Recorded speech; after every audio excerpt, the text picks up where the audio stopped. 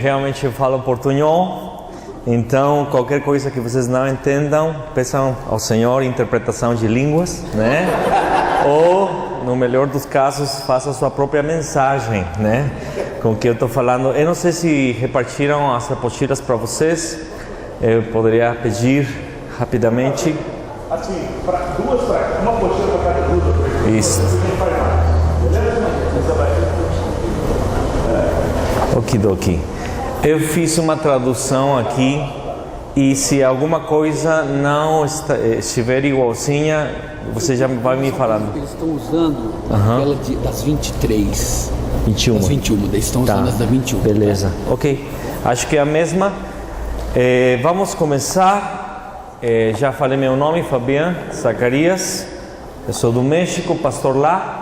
E tenho o privilégio de estar viajando com a equipe coreana e internacional. Está também o pastor Bermúdez.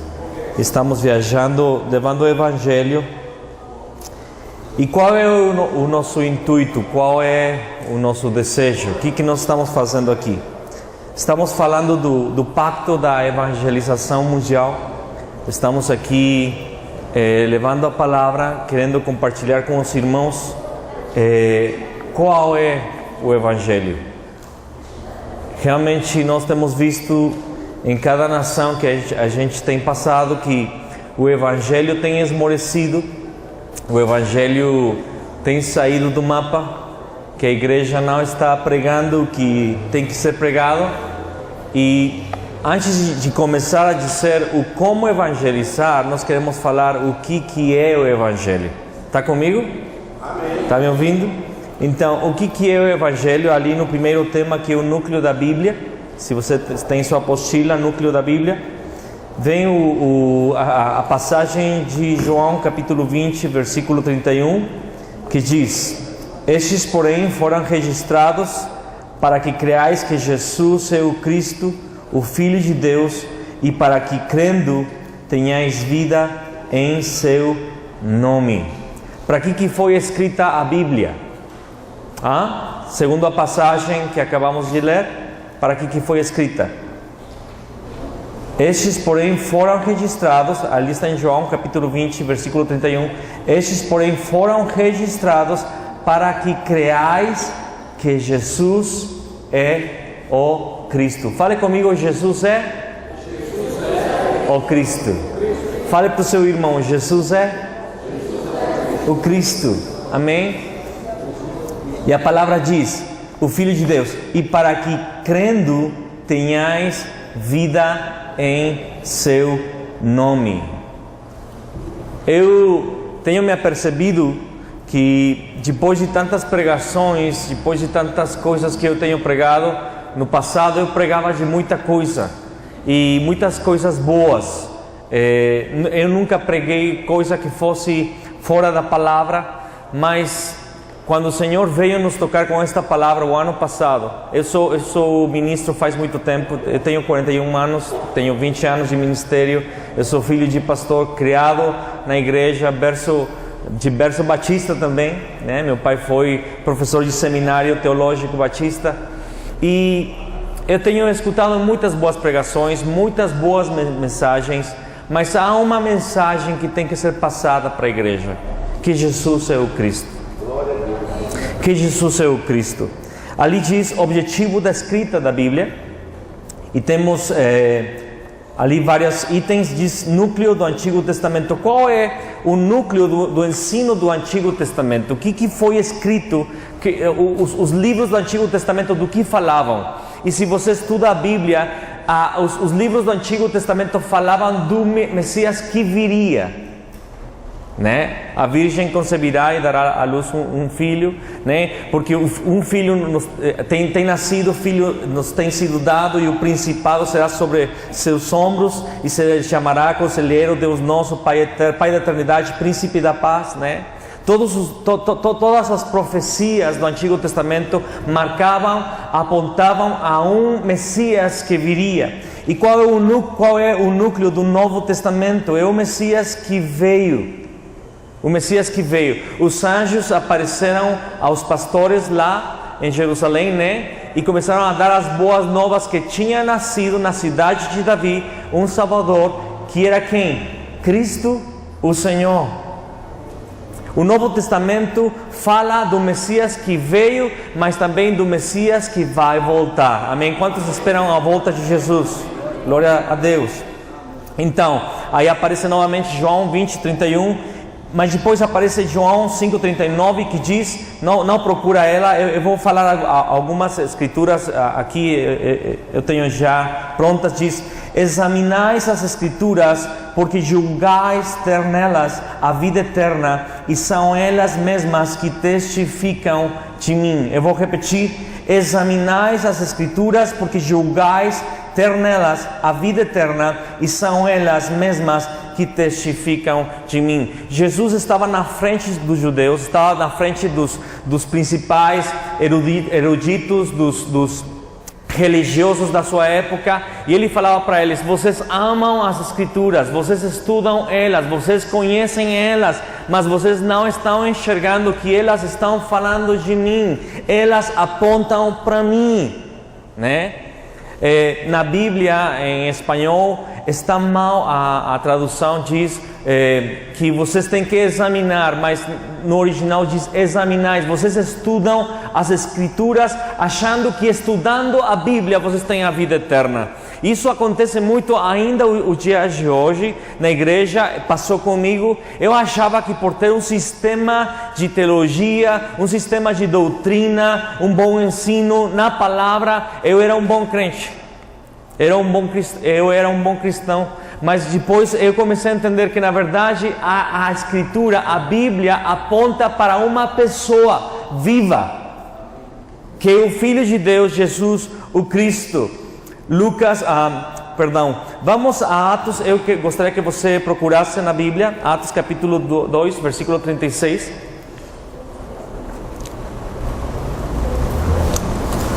E a gente vai ver qual era a mensagem da igreja primitiva, né?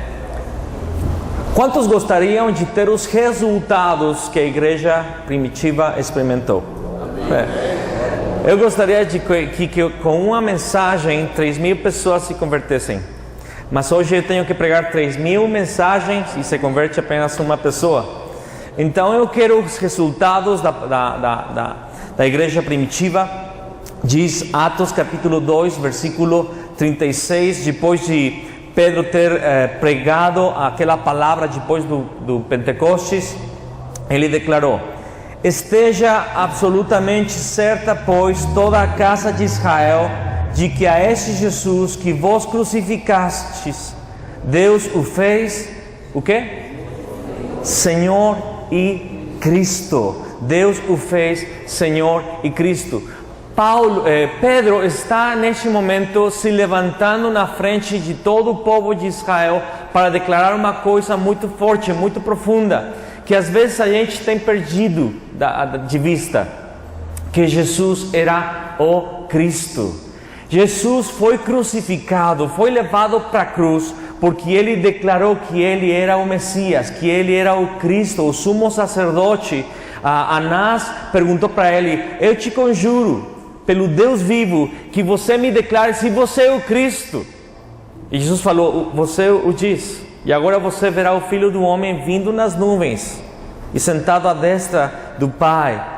E nesse momento o sumo sacerdote rasgou as roupas, né, e falou blasfêmia, e então julgaram Jesus. Por quê? Porque ele tinha se autonomeado o Cristo. E neste momento Pedro falou para aquela gente: ei, tudo isto que está acontecendo é o que profetizou Joel, mas eu quero que vocês saibam que tudo isto é fruto, causa da promessa que aconteceu. Deus levantou Jesus e Deus fez de Jesus o Senhor e o Cristo, né?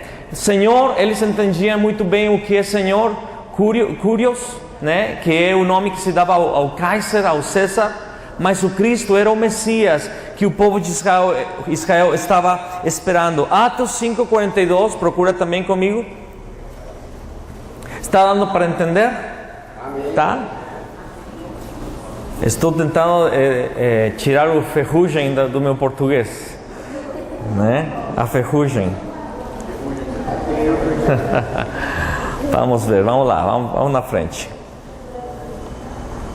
Diz Atos 5:42: E todos os dias no templo e de casa em casa não cessavam de ensinar e de pregar Jesus, o Cristo.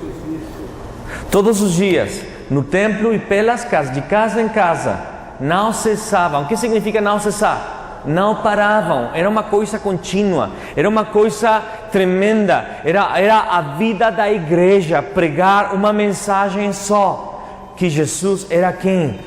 O Cristo, o Cristo. Agora vamos a Atos 9:22.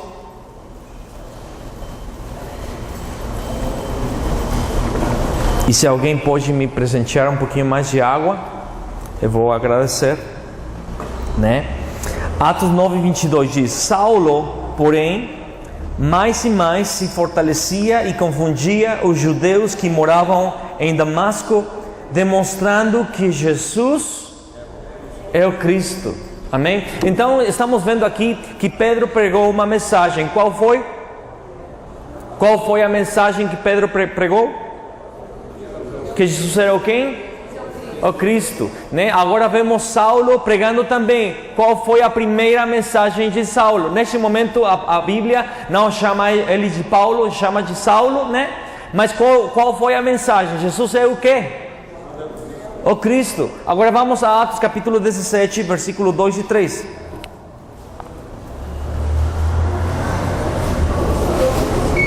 Se você encontrou, fale amém.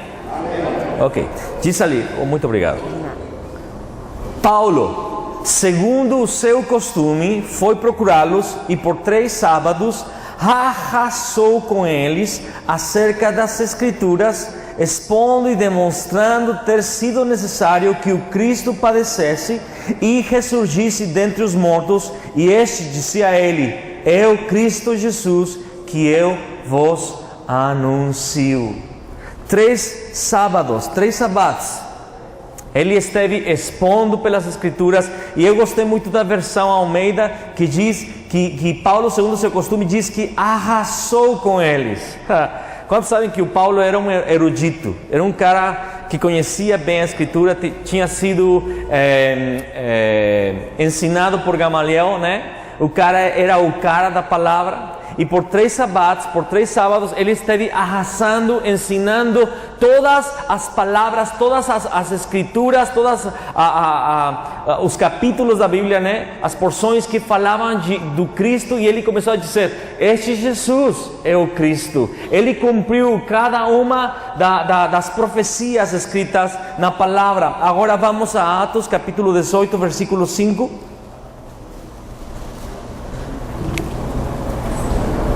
Quando Silas e Timóteo desceram da Macedônia, Paulo se entregou totalmente à palavra, testemunhando aos judeus que Jesus era o Cristo, que o Cristo é Jesus.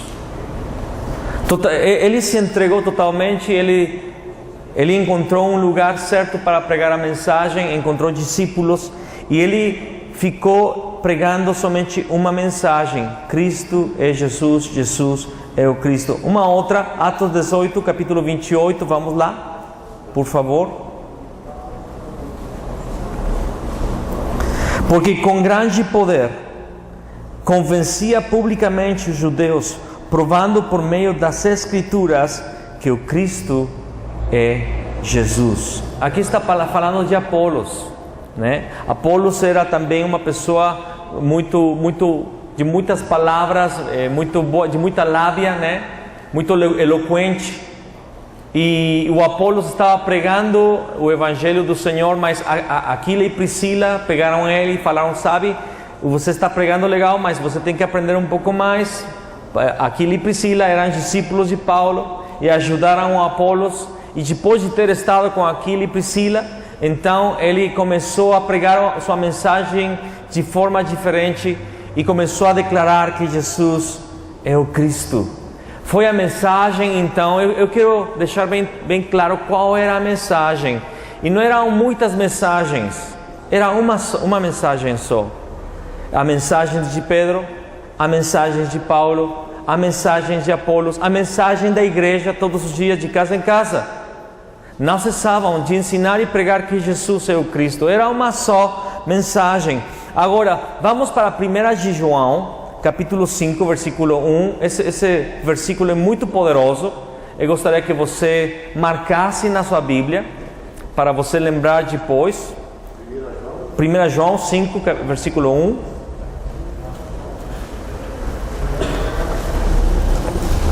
Fale amém quando você encontre. Amém. Valeu. Diz, eu vou ler bem devagar. Todo aquele que crê que Jesus é o Cristo é nascido de Deus. Quem diz amém? Amém. Todo aquele que crê que Jesus é o Cristo é nascido de Deus, e todo aquele que ama ao que o gerou também ama o que dele é nascido. Eu tinha lido esta passagem em muitas ocasiões, irmãos. Eu vou falar com o pastor, eu vou abrir meu coração, vou me escancarar, se diz, né? Aqui diante dos irmãos, vou me despir. Quando eu escutei esta porção da palavra, João 1 João 5, 1, eu fiquei de cara. Quando os irmãos da Coreia chegaram lá na minha cidade, eu fui convidado para escutar eles. Eu não consegui entender muito porque eu cheguei um dia depois. O tradutor estava falando muito rápido, apesar que é show o tradutor, né, em espanhol. Mas eu estava seguindo, né, estava tentando seguir a tradução. Eu tinha chegado fora da hora. Mas no meu espírito, o Espírito Santo começou a falar: ei, escuta a palavra destes irmãos, escuta. Atenta ao que eles estão falando. E quando eles chegaram nesta escritura, João 5:1, algo aconteceu no meu espírito. Todo aquele, diz aqui, todo aquele que crê que Jesus é o Cristo, é nascido de Deus. Amém. E aí comecei a entender, comecei a sentir no meu espírito que na verdade isto é uma coisa que acontece não na mente, não na psique, mas é no espírito.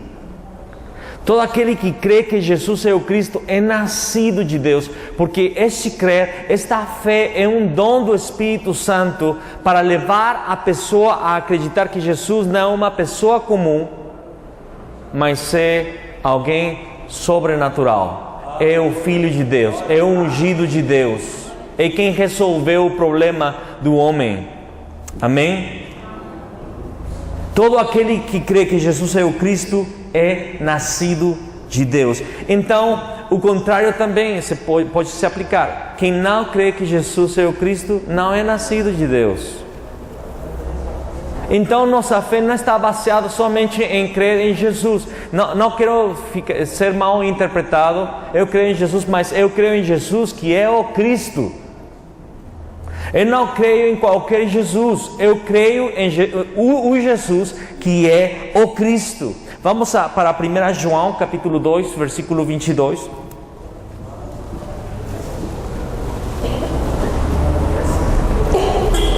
Quem é o mentiroso? Quem é o mentiroso? Senão aquele que nega que Jesus é o Cristo. Esse é o que nega o Pai e o Filho. Eu não sei como está a coisa no Brasil, mas eu sei que no México está começando a ficar pesado. Tenho um irmão que foi uma bênção na minha vida, uma pessoa da minha congregação que começou a se misturar com o judaísmo, e hoje ele não quer saber mais nada do Novo Testamento, e ele não crê mais que Jesus seja o Cristo. Eles acreditam que o Cristo será uma pessoa nascida de homem e mulher lá em Israel, que vai ser um libertador político e muita coisa arada aí estranha. E eu fico surpreso como o inimigo está tentando ofuscar, está tentando escurecer trazer distorção a esta verdade e tem trazido distorção dentro da igreja para que nós não creiamos que Jesus é o Cristo, para que não cheguemos a entender a profundidade disto. Antes de eu continuar, eu quero pedir uma coisa para você. Eu quero pedir para você que você ore dentro do seu coração para o Espírito, pedir que o Senhor possa revelar a você esta verdade que é muito profunda. Eu tenho me encontrado com pastores lá no México que eles falam, depois de ter escutado uma, duas ou três mensagens deste seminário, e eles falam: claro, mas Jesus é o Cristo, eu sei, eu sabia, que coisa nova tem isso? Na verdade não foi revelado. Eles sabem talvez de letra que Jesus é o Cristo, mas não tem sido revelado a profundidade do Cristo. E antes de nós falarmos o como evangelizar, nós temos que falar o que evangelizar, porque pregamos de muita coisa, falamos de muita coisa, e muitos têm falado: não, o seu testemunho é uma forma muito boa de evangelizar. Me pediram para não me mexer muito por causa da gravação, e eu estou já me mexendo para aqui e para lá, tá? Eu aprendi isso no Brasil. Aqui você não pode pregar sem dançar um pouquinho, né? Senão o pessoal não gosta, né? Se a gente não dança, se o pastor não dança, o pastor dançou, né? Então, mas o testemunho, seu testemunho, mas o testemunho da gente não salva. Leva para a igreja, como estava falando o pastor Silva, e muitas pessoas ficam assustadas. Eu já até cometi o erro de falar: te convido a uma festa. E o pessoal achava que ia ter música, vinho, dança, baile aí. Não, era uma igreja, né? Aquelas ciladas cristãs, né? Piadosas. O pessoal ficava aborrecido, chateado, saía muito bravo da igreja. Na verdade, nós temos que compartilhar uma mensagem. O evangelismo tem a ver com uma mensagem. O evangelismo mundial, o evangelismo tem que estar baseado no evangelho da Bíblia. E há um só evangelho, que Jesus é o Cristo, o Filho de Deus. Esse é o Evangelho, essa é a mensagem. Sei que a Bíblia tem muita coisa, o Novo Testamento tem muitos ensinos, tem muita coisa para pregar, mas todo tem que nos levar a Jesus, o Cristo, a essa revelação. Amém? Alguém fale amém. Vamos ao segundo tema, homem original. Nós temos que começar no início. Me desculpa, né, a expressão, mas temos que começar no início. Vamos para Gênesis capítulo 1, versículo 26 ao 28.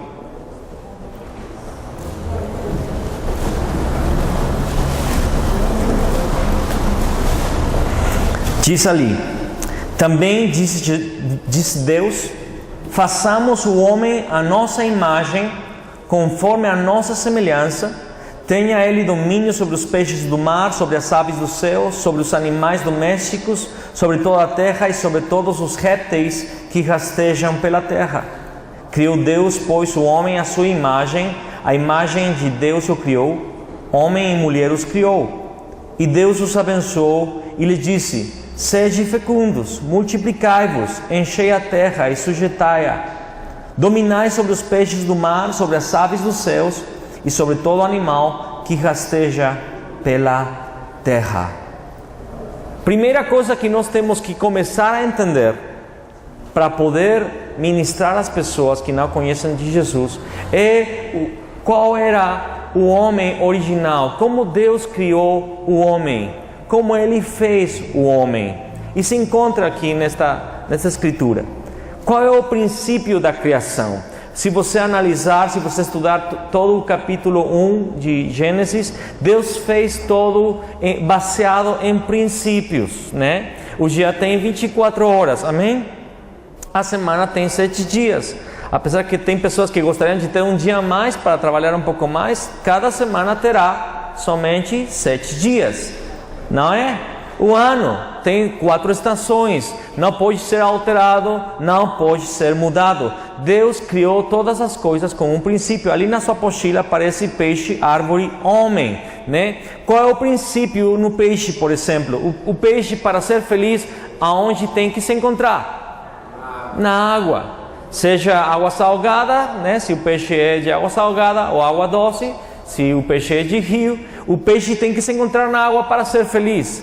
A árvore tem que estar semeada, tem que estar plantada, né, na terra para ser feliz. Se o peixe é tirado da água, ele pode sobreviver uns minutinhos, mas ele vai começar a morrer, ele vai começar a se asfixiar, porque ele precisa da água para poder viver. A árvore também precisa de ar, né? Precisa da chuva, precisa da água, mas principalmente precisa da terra. Por quê? Porque Deus criou a árvore para estar dentro da terra.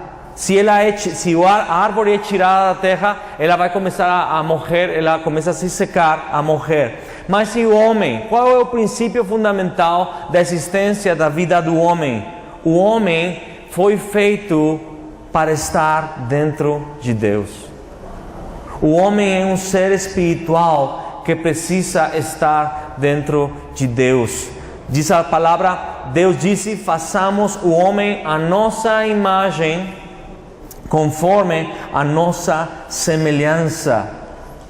Deus fez o homem à imagem de Deus. O versículo 27 diz, a imagem de Deus o criou, homem e mulher os criou. Mas se foi feito o homem à imagem de Deus, como é Deus? João 4, versículo 24 diz, Deus é Espírito, e importa que os seus adoradores o adorem em Espírito e em verdade.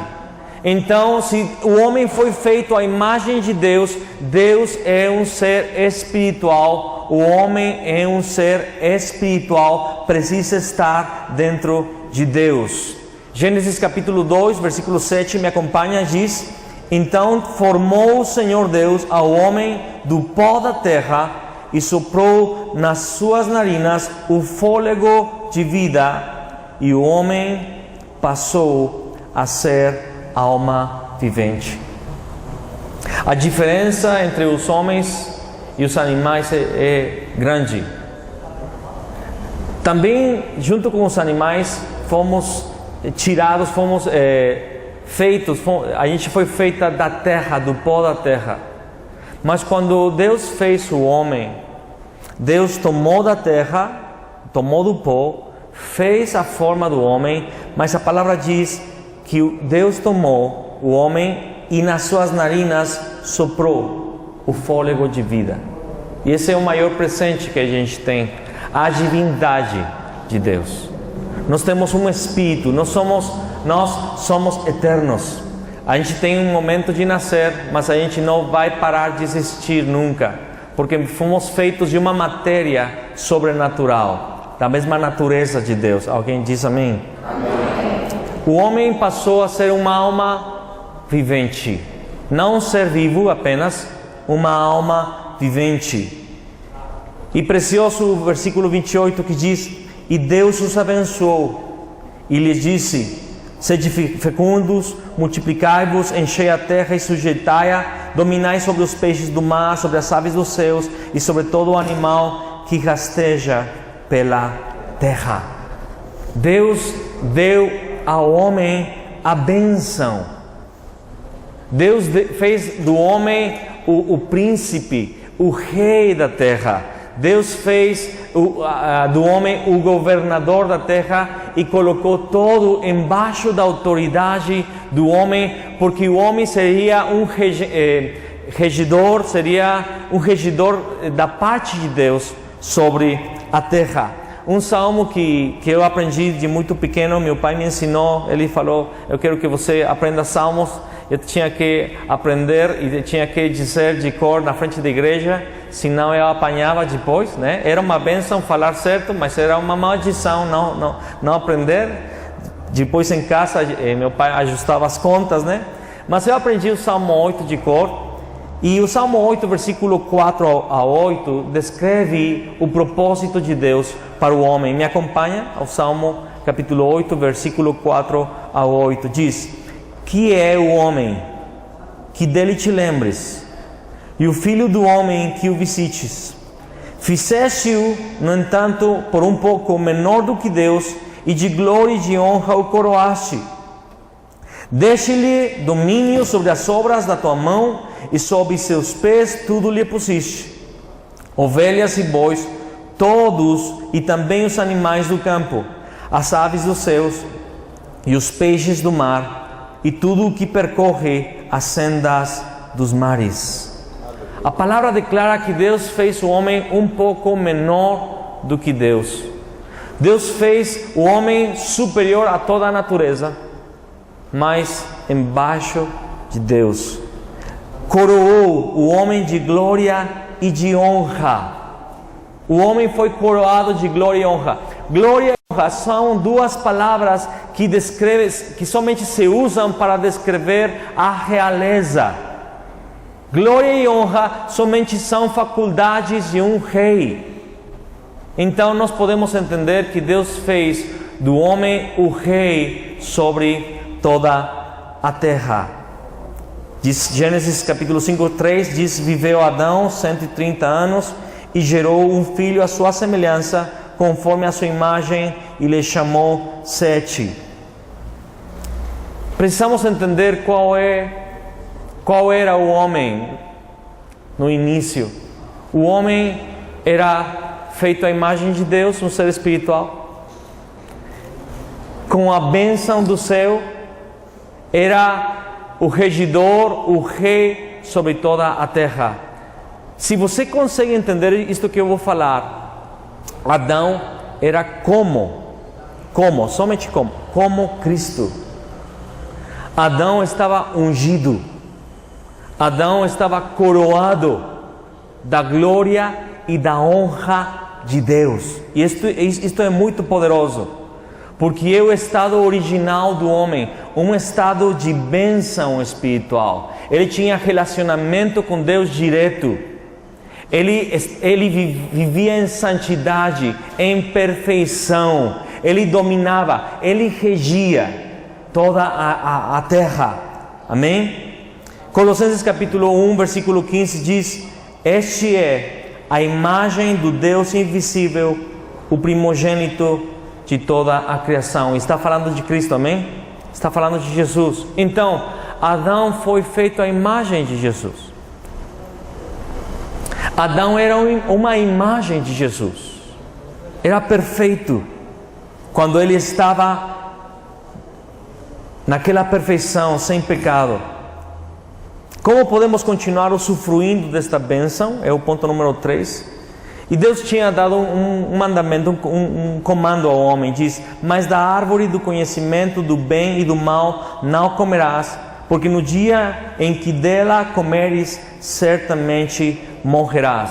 A gente vai estar falando bastante de um princípio, e é guardar, nos apegar, nos aferrar. Se diz, está correto aferrar-se? Nos aferrarmos, nos apegarmos à aliança, ao pacto.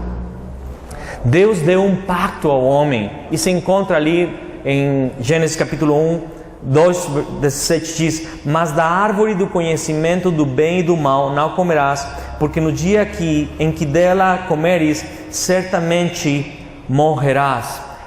Eu nem é espanhol nem português, é portunhol, um perfeito portunhol.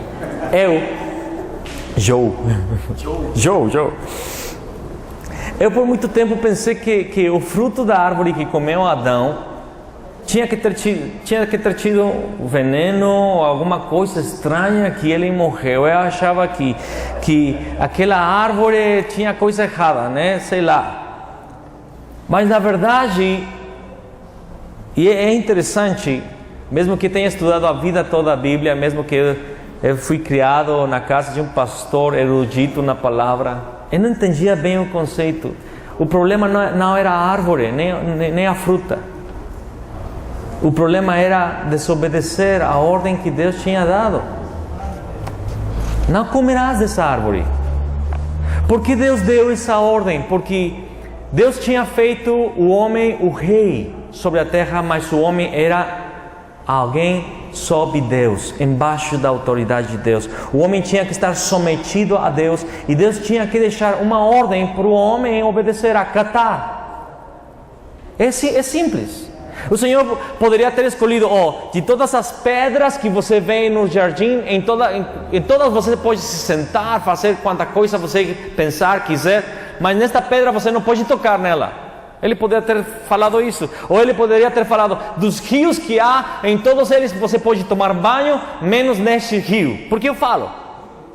Não era em si a árvore, era o comando, era a ordem. O homem tinha que respeitar, o homem tinha que se apegar, mas não somente obedecer, não somente se apegar, o homem tinha que amar a palavra de Deus, a ordem de Deus.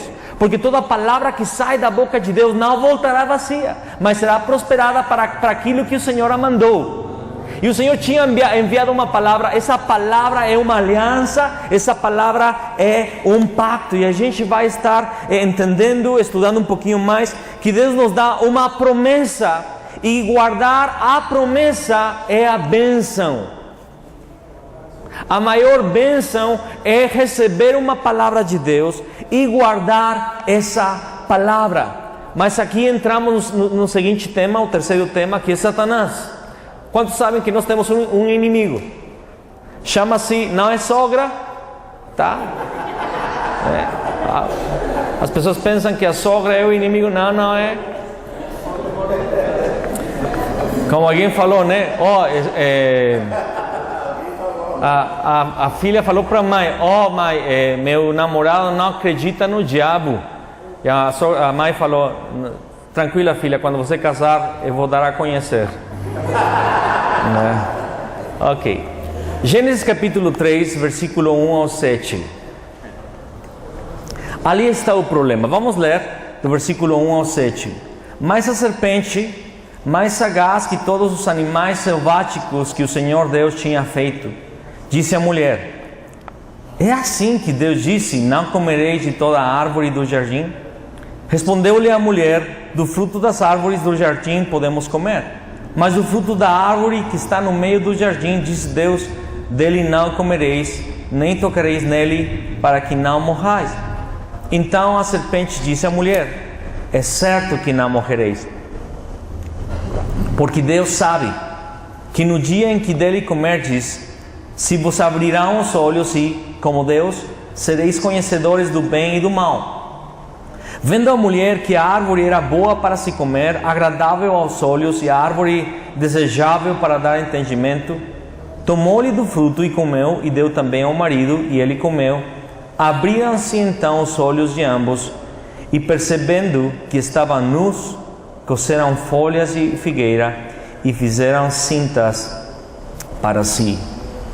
Aqui vemos a Satanás, o diabo em ação. Tudo era perfeito, mas Satanás estava chateado. Por quê? Porque ele tinha sido lançado, jogado do céu. Nós vemos na palavra, Ezequiel capítulo 28, 12 ao 14. Não procura, eu vou ler aqui. Filho do homem, levanta uma lamentação contra o rei de Tiro e disse-lhe: assim diz o Senhor Deus, tu és o sinete da perfeição, cheio de sabedoria e formosura. Estavas no Éden, jardim de Deus, de todas as pedras preciosas te cobrias, o sárgio, o topázio, o diamante, o berílio, o ônix, o jaspe, a safira, o carbúnculo e a esmeralda, de ouro te fizeram os engastes e os ornamentos. No dia em que foste criado, foram eles preparados.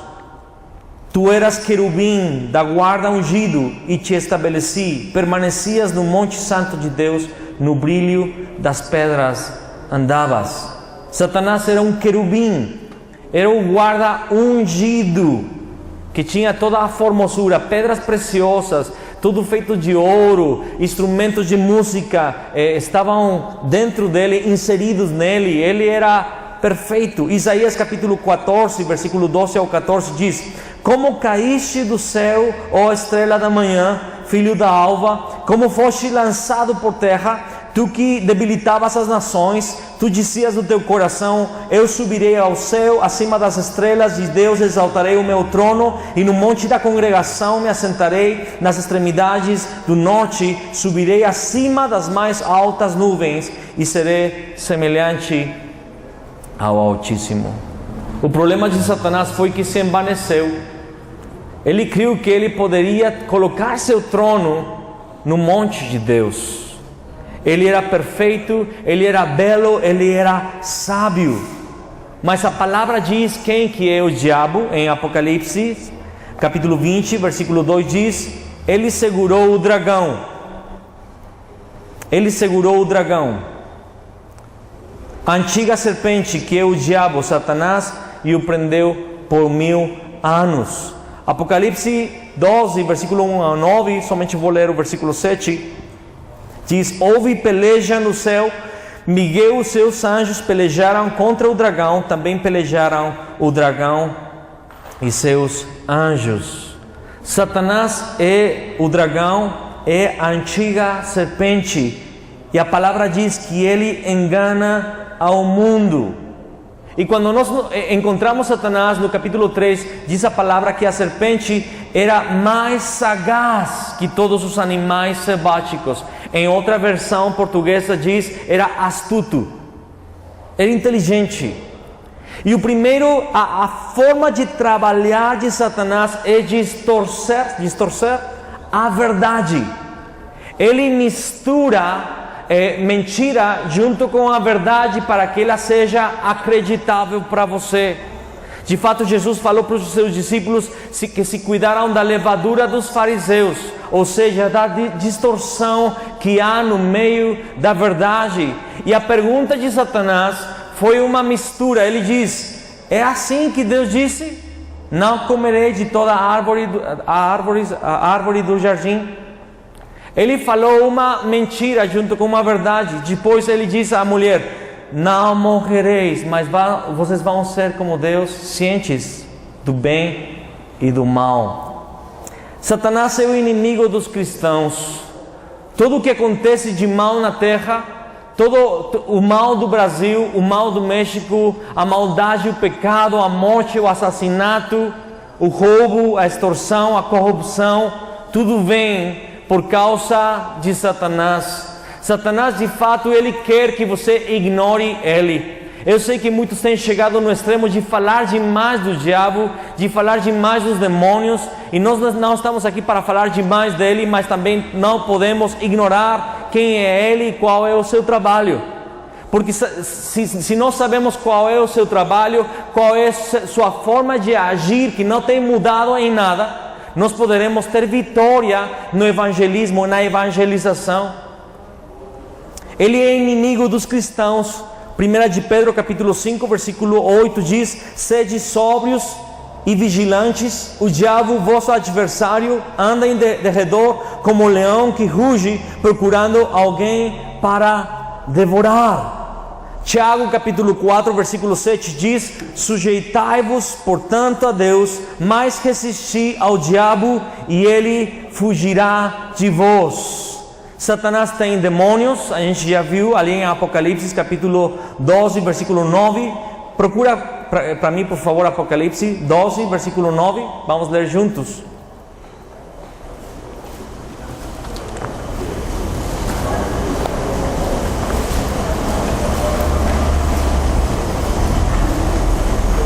Diz: e foi expulso o grande dragão, a antiga serpente, que se chama Diabo e Satanás, o sedutor de todo o mundo. Sim, foi atirado para a terra, e com ele os seus anjos. Os seus anjos.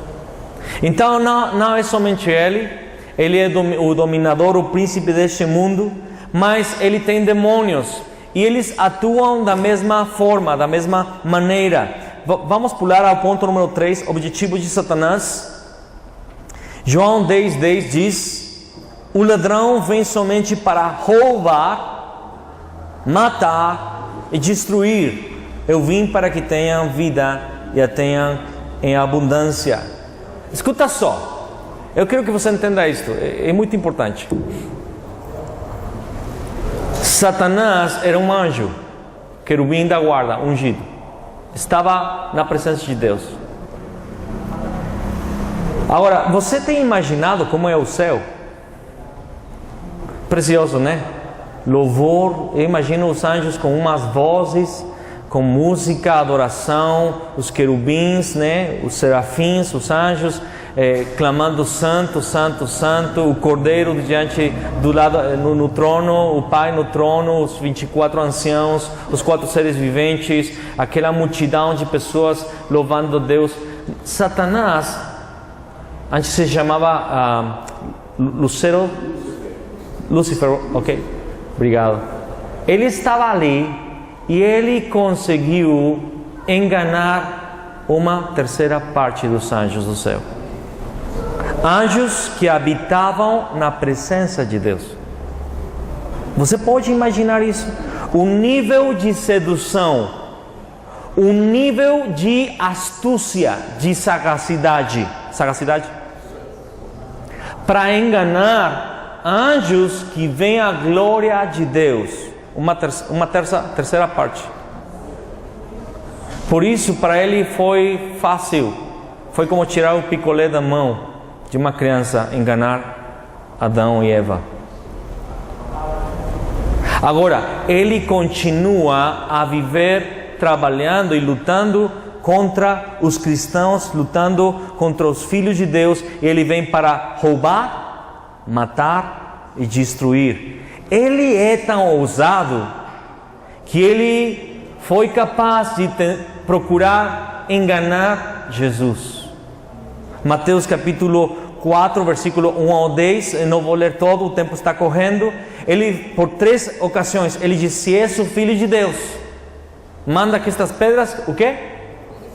Se convertam em pão, né? Depois, no versículo 6, se és Filho de Deus, atira-te abaixo, porque está escrito: aos seus anjos ordenará ao teu respeito que te guardem. E Jesus como respondeu? Com a palavra: escrito está. Amém? Depois no versículo 9 diz: tudo isto te darei. Ele levou para o alto da montanha, né? E mostrou os reinos do mundo. Tudo isto te darei se prostrado me adorares. Mas Jesus falou para ele: retira-te, Satanás, porque está escrito: ao Senhor teu Deus adorarás e só a Ele darás culto. O poder do inimigo é tão forte que 2 Tessalonicenses capítulo 2, versículo 9 ao 10 diz: ora, o aparecimento do iníquo é segundo a eficácia de Satanás, com todo poder e sinais e prodígios da mentira, e com todo engano de injustiça aos que perecem, porque não acolheram o amor da verdade para serem salvos. 2 Coríntios capítulo 11, versículo 14 e 15. Eu vou estar lendo, eu não tenho muito tempo para estar procurando com você, somente ouça o portunhol da gente, tá? Diz: e não é de admirar, porque o próprio Satanás se transforma em anjo de luz.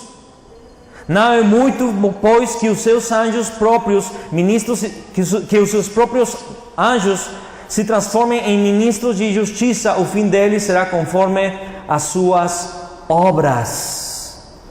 1 Pedro capítulo 5, versículo 7 a 8, lançando sobre ele toda a vossa ansiedade, porque ele tem cuidado de vós, sede sóbrios e vigiantes. O diabo, vosso adversário, anda em derredor, como leão que ruge, procurando alguém para o devorar.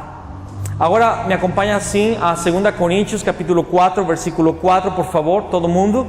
2 Coríntios 4, versículo 3 e 4.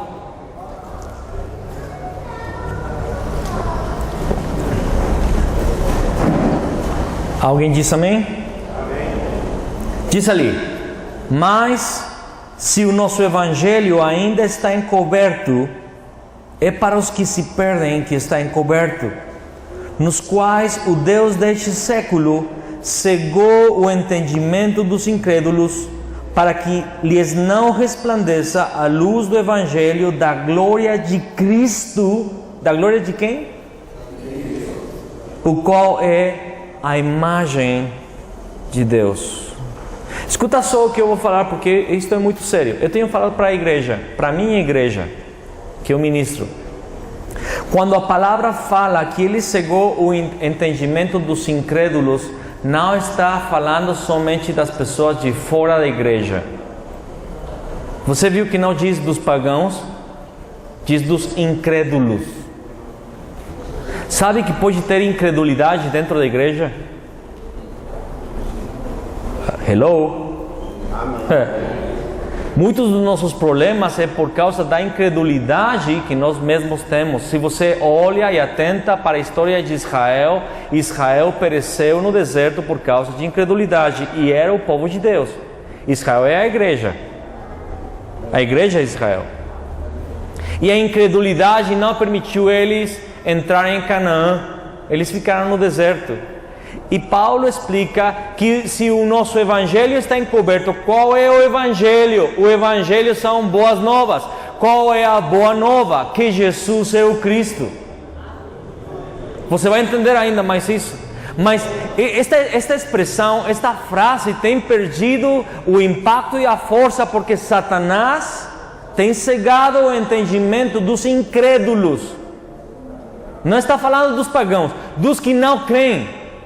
Para que, qual é a forma da cegueira? Diz, para que lhes não resplandeça a luz do Evangelho da glória de Cristo, o qual é a imagem de Deus. Está entendendo o poder da revelação de Cristo no nosso meio neste momento? Amém. Então, quando nós vamos a passar um tempo de evangelismo, quando nós vamos a evangelizar as pessoas, quando nós vamos compartilhar, precisamos entender que eles estão cegos, eles estão sob uma venda que o inimigo colocou para não entender que Jesus é o Cristo. E o pessoal fica estranhado, Jesus o Cristo, claro, eu creio em Jesus o Cristo, mas não creem, não sabem quem que é Cristo. E você talvez vai ficar surpreso daqui a pouco quando a gente começa a explicar quem é o Cristo, e você talvez vai entender que não entendia totalmente quem é o Cristo. Não viemos aqui com espírito de superioridade, não viemos sentindo que nós somos alguma coisa. Somos pessoas que temos recebido um pouco mais de graça e queremos compartilhar para os irmãos. Apenas queremos nos colocar à disposição de vocês para ensinar isto, e também estamos abertos para qualquer pergunta no final, né? E nós podemos compartilhar o que o Senhor tem nos revelado. Não é uma nova revelação, meus amados, é a revelação que sempre tem estado ali e que foi encoberta pelo diabo. O murmúrio de Satanás é o ponto número 5. Diz que a serpente era mais sagaz, a qual perguntou à mulher. É assim que Deus disse: não comerei de toda árvore do jardim. Depois no versículo 4, é certo que não morrereis. Foi a mentira dele. Satanás quer fazer com que percamos a palavra de Deus, ou seja, a aliança. O propósito de Satanás era fazer com que o homem perdesse a palavra de Deus, o pacto de Deus, a aliança de Deus. Quando Deus falou em Gênesis capítulo 2, 17, vocês podem comer de todas as árvores, menos da árvore que está no meio do jardim.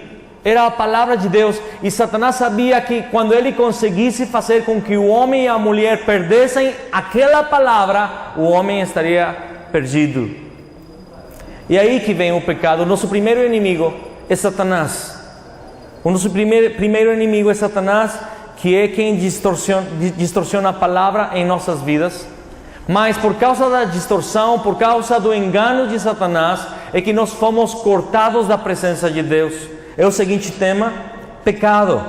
Isaías capítulo 59, versículo 2 declara: mas as suas maldades separaram vocês do seu Deus, os seus pecados esconderam de vocês o rosto dele, e por isso ele não os ouvirá. Eu vou repetir: mas as suas maldades separaram vocês do seu Deus, e os seus pecados esconderam de vocês o rosto dele, e por isso ele não vos ouvirá.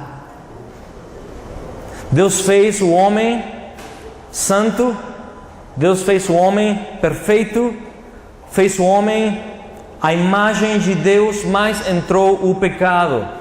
A desobediência é pecado. Por que causa é o pecado? O pecado encontra a sua função diante da santidade de Deus. Procura comigo 1 de Pedro capítulo 1, versículo 16. E quando você encontrar, fale amém para mim, para eu saber. 1 de Pedro capítulo 1, versículo 16. Porquanto está escrito...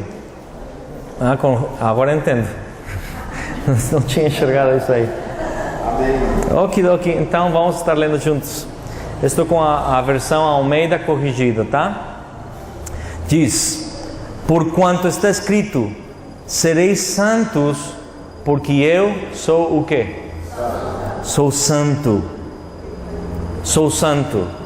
O resultado do pecado é a morte, meus amados. Gênesis capítulo 2, 17 diz: mas da árvore do conhecimento do bem e do mal, dessa não comerás, porque no dia em que dela comeres, certamente morrerás.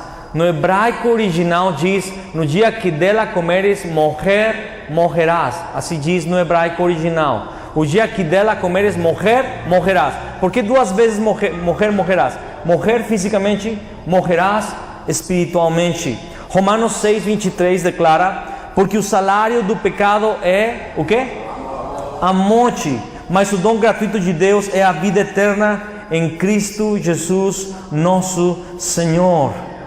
O primeiro pecado do homem foi perder a palavra. Gênesis capítulo 2, 17. O homem desobedeceu, perdeu a palavra.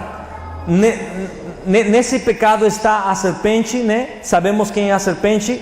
João capítulo 8, versículo 44. Olha o que declara a palavra: vós sois do diabo, que é o vosso pai, e quereis satisfazer-lhe os desejos. Ele foi homicida desde o princípio e jamais se firmou na verdade, porque nele não há verdade. Quando ele profere mentira, fala do que lhe é próprio, porque é mentiroso e pai da quê? Pai da mentira.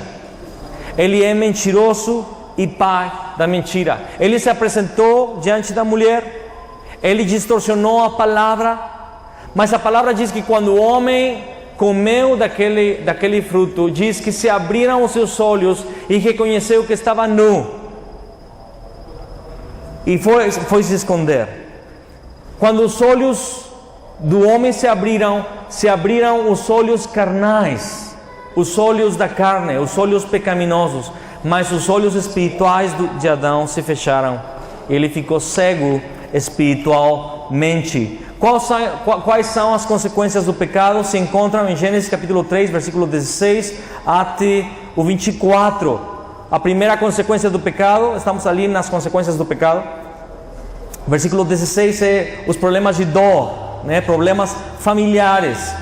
Versículo 17 ao 18, os problemas da maldição, os problemas ambientais, né? A morte.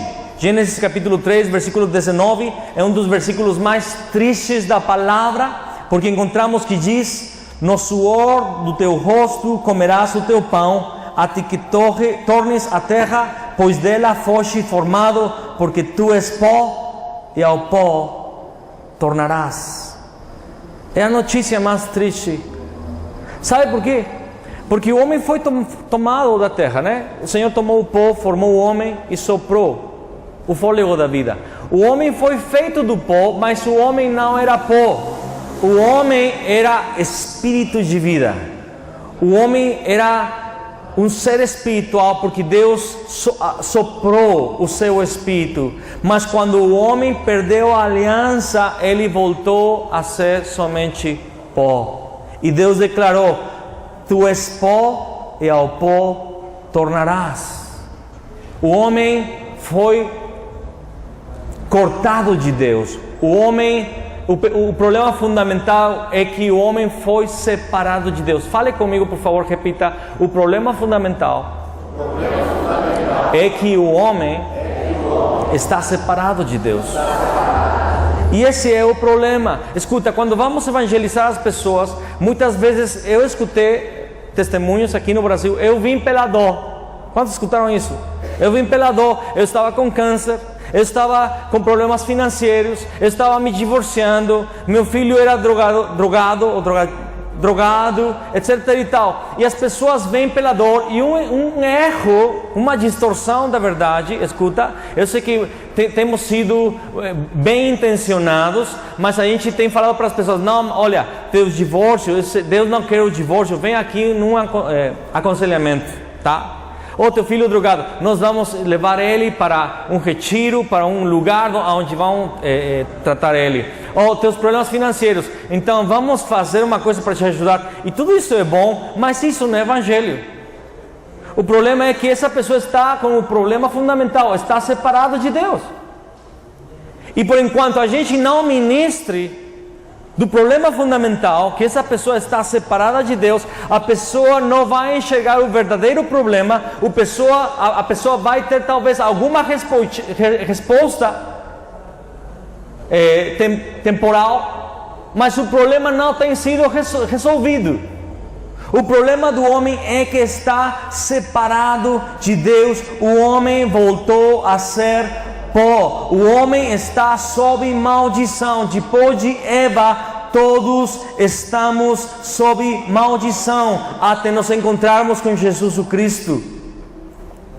Vemos que o Senhor colocou uma espada refulgente para que o homem não voltasse ao jardim do Éden. Colocou anjos para que o homem não voltasse e não estendesse sua mão a tomar da árvore da vida.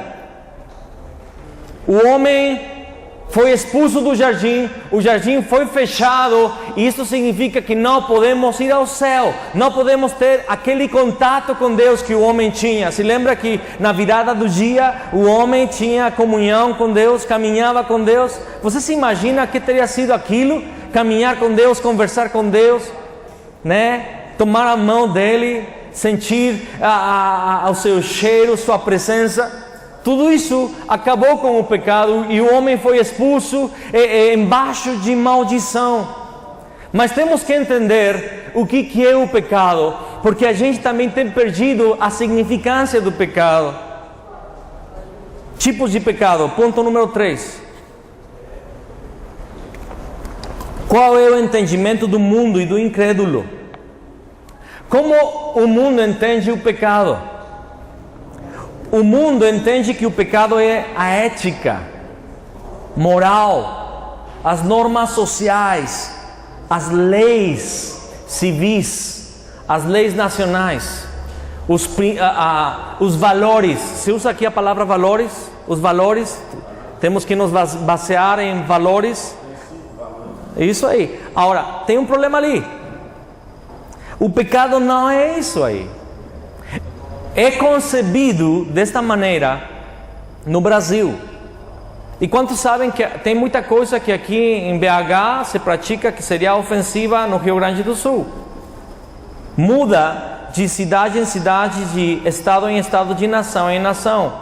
As normas éticas e morais que se tem aqui no Brasil são muito diferentes das normas que se tem em Espanha.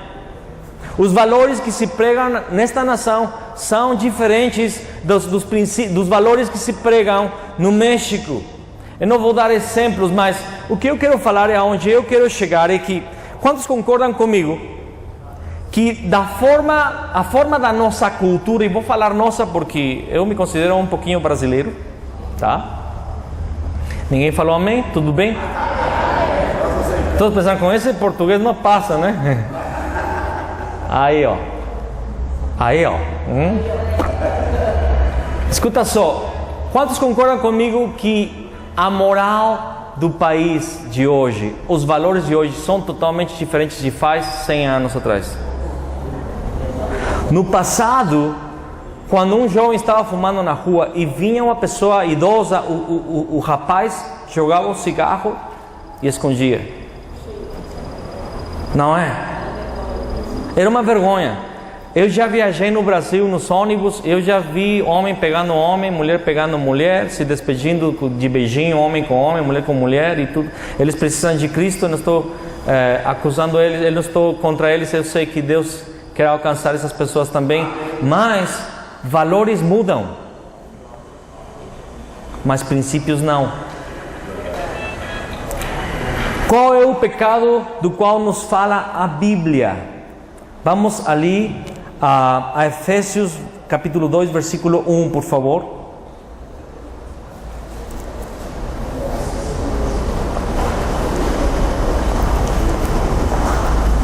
Diz: Ele vos deu vida, estando vós mortos nos vossos delitos e pecados.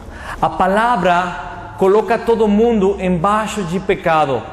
Todo mundo está embaixo do pecado original, separados de Deus. Todos nós estávamos mortos nos nossos delitos e pecados. Qual é o pecado pessoal? Tudo que fazemos no estado de pecado original. 1 de João, capítulo 3, versículo 8 diz: aquele que pratica o pecado procede do diabo, porque o diabo vive pecando desde o princípio. Para isto se manifestou o Filho de Deus, para destruir as obras do diabo. Todos praticávamos o pecado. Todo aquele que não conhece Jesus pratica o pecado. Efésios 2, versículo 2 ao 3 diz: nos quais andastes outrora, segundo o curso deste mundo, segundo o príncipe da potestade do ar, do espírito que agora atua nos filhos da desobediência, entre os quais também todos nós andamos outrora, segundo as inclinações da nossa carne, fazendo a vontade da carne e dos pensamentos, éramos por natureza filhos da ira, como também os demais. Seguíamos a corrente, seguíamos a filosofia deste mundo, o curso deste mundo, a vontade da carne, as inclinações da carne, aquilo que nós pensávamos, executávamos imediatamente, porque estávamos separados de Deus. Hebreus capítulo 2, versículo 14 e 15 diz: visto pois que os filhos têm participação comum de carne e sangue, destes também ele, está falando de Cristo, igualmente participou, para que por sua morte destruísse aquele que tem o poder da morte, a saber, o diabo, e livrasse todos que, pelo pavor da morte, estavam sujeitos à escravidão por toda a vida. E vemos o pecado também da idolatria em Êxodo capítulo 20, versículo 4 ao 5. Não farás para ti imagem, nem escultura, nem semelhança alguma do que há em cima nos céus, nem embaixo da terra, nem nas águas debaixo da terra. Não os adorarás, nem lhes darás culto, porque eu sou o Senhor teu Deus, Deus zeloso, que visito a iniquidade dos pais nos filhos até a terceira e quarta geração daqueles que me aborrecem. O problema do pecado é que está baseado na separação de Deus. Fomos cortados de Deus, mas esse pecado é passado para a próxima geração, e a próxima geração passa para a próxima geração, e Deus visita, ou Deus se lembra dos pecados até a terceira e quarta geração. É uma corrente, uma maldição que passa às nossas descendências, porque diz a palavra, Romanos 3:23, pois todos pecaram e carecem da glória de Deus. E esse é o único problema do homem, a separação de Deus. Eu quero que você entenda, eu quero que você se aperceba, não é simples. O nosso evangelismo tem sido curto, não tem sido exitoso, porque temos feito um evangelismo baseado em conceitos de pecado moral, ético ou social. E as pessoas, quando veem os cristãos, dizem: não, eu não quero ser crente porque eles não podem bailar, porque eles não podem tomar, eles não podem fumar, os jovens têm que se guardar sexualmente. Eu não quero ser cristão. Eles não entendem que o cristianismo não é isso. O cristianismo é voltar a Deus. O cristianismo é voltar a ter esse relacionamento com Deus, que somente pode acontecer por meio de Jesus, o Cristo. Esse é o problema fundamental, a separação de Deus. Seguinte tema, separação de Deus. Eu quero pular para o ponto número 2. Diz aí, estado do homem separado de Deus. Menciona João capítulo 8, versículo 44, que nós lemos: vós sois do diabo, que é o vosso pai. Então, se o homem está separado de Deus, quem é o pai do homem? Satanás. Que coisa, né? Teu pai era Satanás. Quantos dão glória a Jesus, que agora seu pai é o nosso Deus? O pai daqueles que estão embaixo da separação de Deus o pai é Satanás. Efésios 2, versículo 1 ao 3 declara: estando vós mortos em vossos delitos e pecados. Estávamos mortos, andamos outrora segundo as inclinações da nossa carne. Colossenses capítulo 1, versículo 13 diz: Ele nos libertou do império das trevas e nos transportou para o reino do Filho do seu amor. Glória a Deus! Ele nos transportou, meus amados, nos libertou do império das trevas e nos transportou para o reino. Agora somos parte do reino, agora somos filhos de Deus. Qual é o estado do homem? Quando você encontra uma pessoa na rua, uma mulher, um homem, diz Gênesis capítulo 1, versículo 2, a terra, porém, estava sem forma e vazia, havia trevas sobre a face do abismo e o Espírito de Deus pairava sobre as águas. Este versículo 2 declara o estado do homem. O estado do homem lá fora é sem forma, vazio e em trevas. A pessoa separada de Deus está no meio de trevas, está vazio, não tem forma, por isso segue a corrente, por isso segue o curso deste mundo, porque acha no curso alguma satisfação, alguma sensação de paz. Sabemos que é apenas uma pílula momentânea, uma sensação momentânea, né? Gênesis 3:8 diz que quando o homem escutou a voz de Deus, se esconderam da presença do Senhor, seu Deus, para que ele não os encontrasse. Salmo capítulo 50, versículo 22 diz: Considerai, pois, nisto, vós que vos esqueceis de Deus, para que não vos despedace sem haver quem vos livre. O estado do homem é que está separado de Deus, está sob pecado, e o homem tem se esquecido de Deus, tem largado Deus, tem colocado Deus, tem conceituado Deus, tem encaixotado Deus dentro de um conceito muito pequeno. O homem tem se esquecido de Deus. Todos os problemas vêm. Jeremias capítulo 2, versículo 13 ao 19 diz: Porque 2 males acometeu o meu povo, a mim me deixaram o manancial de águas vivas e cavaram cisternas rotas que não retêm as águas. A tua malícia te castigará e as tuas infidelidades te repreenderão. Sabe, pois, e vê que mão e quão amargo é deixares o Senhor teu Deus e não teres temor de mim, diz o Senhor dos exércitos. Cisternas, cavaram cisternas rotas que não retêm as águas. E encontramos que muitas pessoas ainda dentro da igreja são trabalho aditos. Ficam trabalhando. Vemos pessoas que ficam estudando. Nada contra estudar, nada contra trabalhar. Tem que se trabalhar, tem que se estudar. Mas muitas vezes fazemos daquilo cisternas rotas, porque não entendemos que o manancial, as fontes estão em Deus. A fonte é Jesus. Ele é a fonte de água viva. Diz o Salmo 88, versículo 3: Pois a minha alma está farta de males, e a minha vida jace à beira da morte.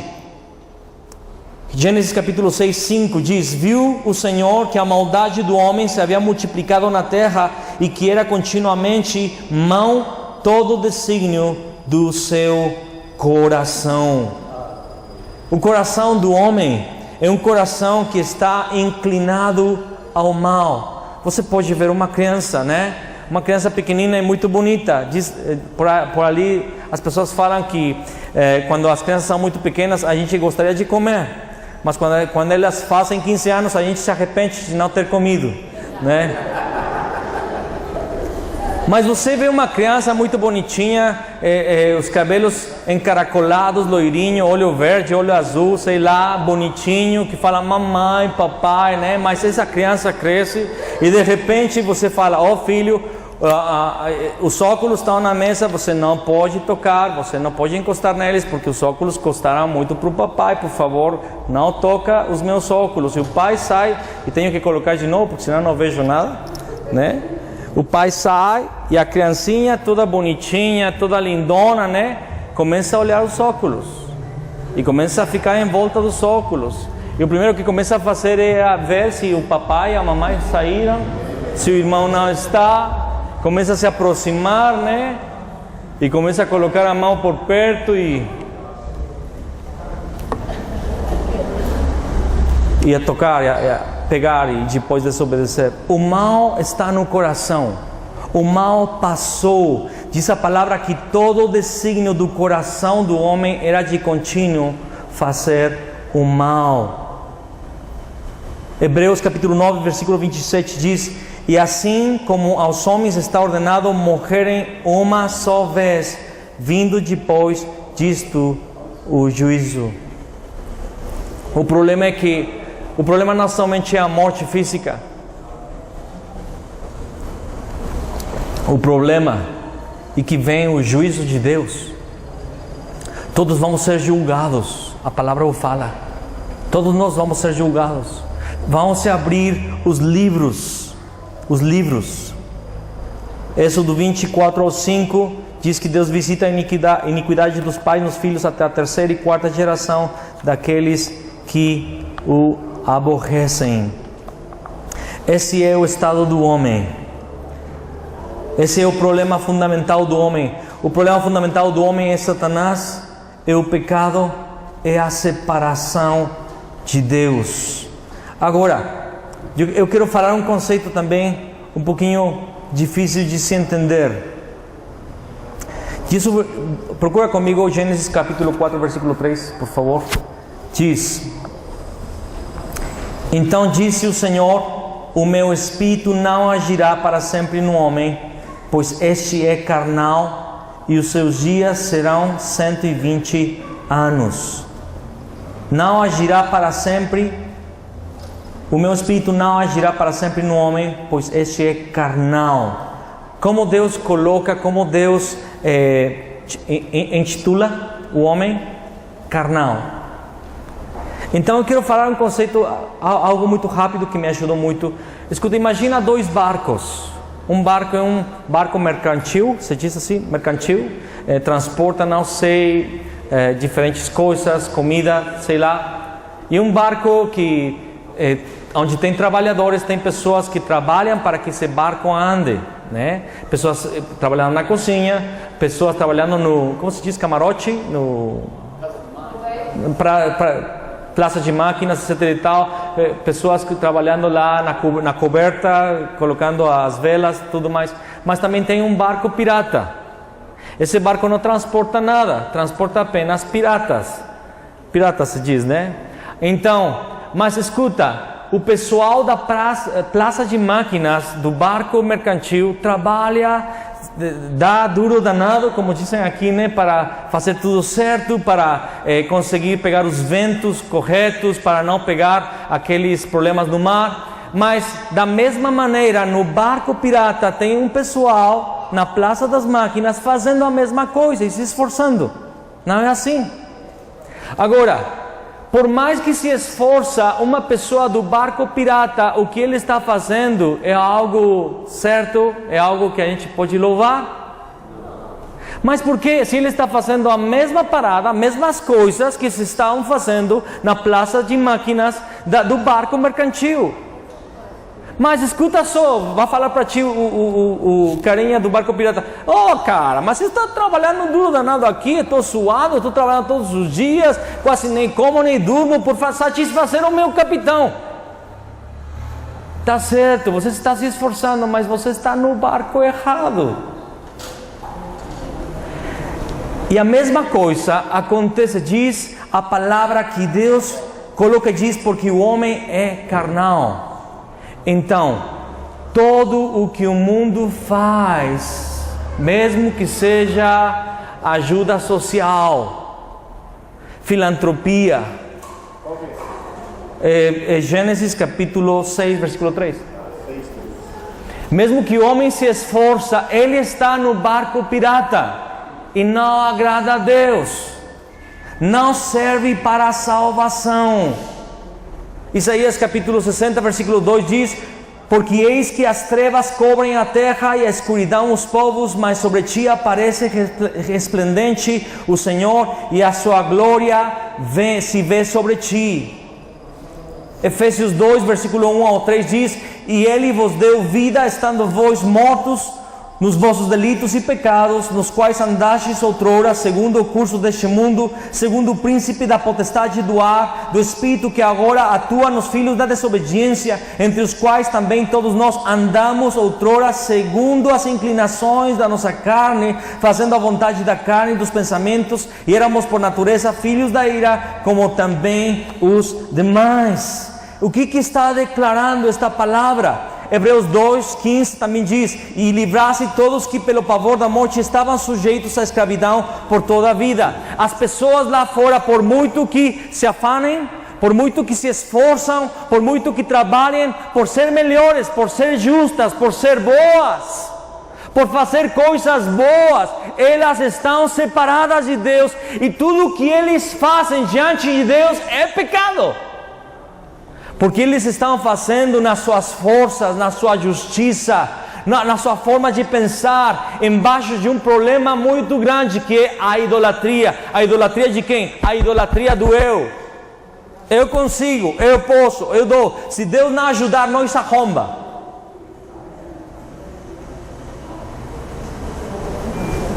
E a única forma de agradar a Deus é mudando de barco.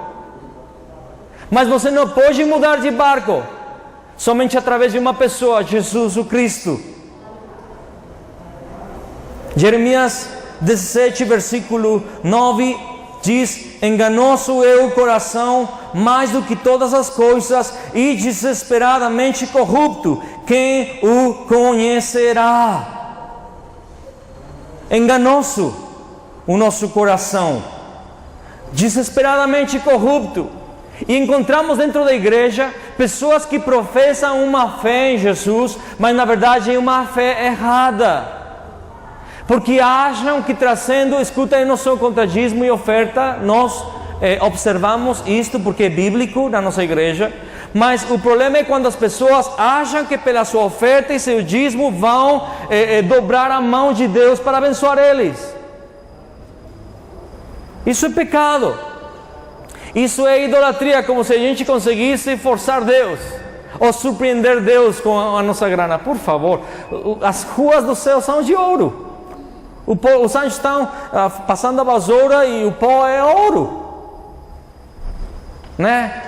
O coração do homem é enganoso e perverso, diz desesperadamente corrupto. Estamos num estado de separação, num estado de pecado, e por muito que o jovem se esforça por estudar aquilo, se não é mediante, através de Cristo, isso é pecado. Ajudar os outros, se não é através de Cristo, é pecado. Tudo é pecado se não é através do nosso Senhor Jesus Cristo. Isaías capítulo 1, versículo 4 ao 6 diz: ai desta nação pecaminosa, povo carregado de iniquidade, raça de malignos, filhos corruptores, abandonaram o Senhor, blasfemaram do Santo de Israel, voltaram para trás, porque há vez de ainda ser feridos, visto que continuais em rebeldia. Toda a cabeça está doente e todo o coração enfermo, desde a planta do pé até a cabeça não há nele coisa sã. Serão feridas, se não feridas, contusões e chagas inflamadas, umas e outras não exprimidas, nem atadas, nem amolecidas com óleo. Gênesis capítulo 3, versículo 16 ao 19 fala que a terra foi amaldiçoada. E Hebreus 9, 27 diz que os homens vão morrer e depois disto vai vir o juízo. Estou por terminar daqui a pouquinho. Para isto Deus prometeu o Messias. Escuta só. Não se passaram muitos anos depois da queda do homem, que Deus viu, em Gênesis capítulo 6, que todo desígnio e pensamento do coração do homem era fazer o mal. E Deus decidiu varrer, arrasar com a humanidade, com um dilúvio. Vocês conhecem a história. Deus encontrou Noé. Mas depois disto, o homem se multiplicou e voltou a ser uma população muito grande, e se levantou Nimrod. Então começaram a pensar em fazer uma torre, a Torre de Babel. Vocês conhecem a história. E na verdade, ali o que eles estavam fazendo era ter contato com os deuses dos céus. E se fazer um nome, se fazer uma nação. E Deus teve que confundir as línguas. E todo mundo foi para todo quanto é canto da terra, porque o homem sempre estava tentando fazer o que era errado. E depois disto, o Senhor levanta um homem, Abraão, tirou de Ur, né, e falou: vai para a terra que eu vou te mostrar. Mas ele deu uma promessa a Abraão: em ti serão abençoadas ou benditas o quê? Todas as nações da terra. E nós podemos ver em todo o Antigo Testamento o Messias que havia de vir. Encontramos em Abraão, no momento que Deus pede o seu filho, seu único, né, que o sacrifique e o leva para Moriá, aquela montanha, né, sacrifica o meu filho. O filho carrega a lenha, se lembra? E o pai está carregando o fogo e a faca, que é uma imagem de Jesus carregando a cruz, né, para ser crucificado. E aí encontramos a Jesus no Antigo Testamento através de Abraão. E através de cada personagem, através de cada homem de fé, vemos que Deus está profetizando o Messias que havia de vir. Gênesis capítulo 22, versículos 17 e 18 fala isto: que de veras te abençoarei e certamente multiplicarei a tua descendência como as estrelas dos céus e como a areia na praia do mar. A tua descendência possuirá a cidade dos seus inimigos, nela serão benditas todas as nações da terra, porquanto obedeceste a minha voz. Também Deus prometeu, depois você vai ler 2 Samuel capítulo 7, versículo 8 ao 16, Deus prometeu que o Messias havia de vir através da linhagem de Davi. Quantos sabem disto? Amém? Isaías capítulo 7, versículo 14, Deus promete: portanto o Senhor mesmo vos dará sinal, e eis que a virgem concebirá e dará à luz um filho, e lhe chamará como? Emanuel. O que significa Emanuel? Deus conosco, Deus no nosso meio, Deus em meio de nós. Miqueias 5:2 declara que o Messias sairia de Belém. Amém? Zacarias capítulo 11, versículo 12 ao 13 declara que ele seria vendido por 30 peças de prata. Isaías 53, eu gostaria que você abrisse a Bíblia agora, ou vamos ler aqui na tela, Isaías 53, versículo 1 ao 9. Que é uma passagem tremenda que fala do Messias no Antigo Testamento. Isaías 53. Quem creu em nossa pregação e a quem foi revelado o braço do Senhor, porque foi subindo como renovo perante ele e como raiz de uma terra seca, não tinha aparência nem formosura. Olhámo-lo, mas nenhuma beleza havia que nos agradasse. Era desprezado e o mais rejeitado entre os homens, homem de dores e que sabe o que é o padecer. E como um de que os homens escondem o rosto, era desprezado e dele não fizemos caso. Certamente ele tomou sobre si as nossas enfermidades e as nossas dores levou sobre si. E nós o reputávamos como por aflito, ferido de Deus e oprimido. Mas ele foi traspassado pelas nossas transgressões e moído pelas nossas iniquidades. O castigo que nos traz a paz estava sobre ele, e pelas suas pisaduras fomos sarados. Quantos dizem amém? Amém. Todos nós andávamos desgarrados como ovelhas, cada um se desviava pelo caminho, mas o Senhor fez cair sobre ele a iniquidade de nós todos. Ele foi oprimido e humilhado, mas não abriu a boca. Como cordeiro foi levado ao matadouro, e como ovelha muda perante os seus tosqueadores, ele não abriu a boca. Por juízo opressor foi arrebatado, e de sua linhagem, quem dela cogitou? porquanto foi cortado da terra dos viventes, por causa da transgressão do meu povo, foi ele ferido. Designaram-lhe a sepultura com os perversos, mas com o rico esteve na sua morte, posto que nunca fez injustiça, nem dolo algum se achou em sua boca. Esta é a profecia do Messias que havia de vir. Deuteronômio capítulo 21, versículo 22 ao 23, declara que ele morreria num madeiro. O Salmo 16, versículo 10, declara a sua ressurreição. Essa é a profecia, essas eram parte das profecias do Messias que havia de vir. Mas olha só, tinha que nascer de uma virgem, tinha que ser da linhagem de Davi, tinha que morrer numa cruz e ressuscitar. Tem muitas profecias acerca do Cristo. Eu não sei se ainda aqui no Brasil continua aquele cara que diz que é Jesus, aquele gringo, né? Ainda vive. O cara já era velho quando eu fui daqui, né? Mas ele diz ser o Cristo. E não sei se você sabe, mas este mal não é um mal somente do Brasil. Em muitas outras nações tem se levantado pessoas declarando que eles são o Cristo. O problema é que esta pessoa que se diz ser o Cristo aqui no Brasil é americano. E o Cristo tinha que nascer em Israel, né? E o problema é que esse Cristo, esse Jesus Cristo, que diz que é Jesus Cristo, ele diz ser o Cristo, mas ele tem mãe e pai. E o Cristo tem que nascer de uma virgem, sem pai. Outro problema é que tem que morrer numa cruz. E quase a maioria deles, porque alguns já morreram para nada, pensam em ir para uma cruz. Não é?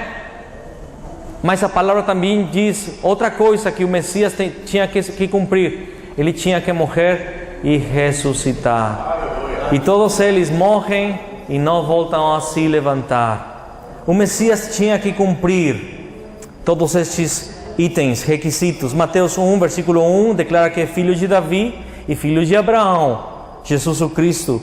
Mateus capítulo 1, versículo 18 ao 23, fala do seu nascimento virginal. Maria era uma virgem desposada, mas que não tinha tido contato sexual ainda com seu prometido.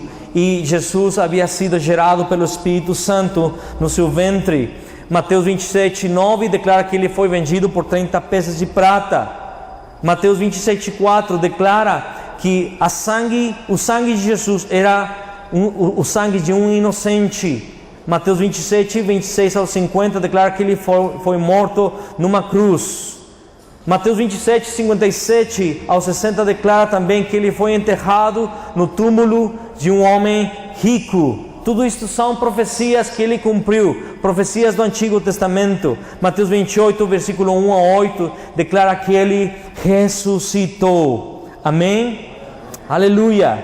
E esta porção, esta escritura de Mateus 28, 1 diz no versículo 2: E eis que houve um grande terremoto, porque um anjo do Senhor desceu do céu, chegou-se, removeu a pedra e assentou-se sobre ela. O seu aspecto era como um relâmpago, e a sua veste alva como a neve. E os guardas tremeram espavoridos e ficaram como se estivessem mortos. Mas o anjo, dirigindo-se às mulheres, disse: Não temais, porque seis que buscais Jesus, que foi crucificado.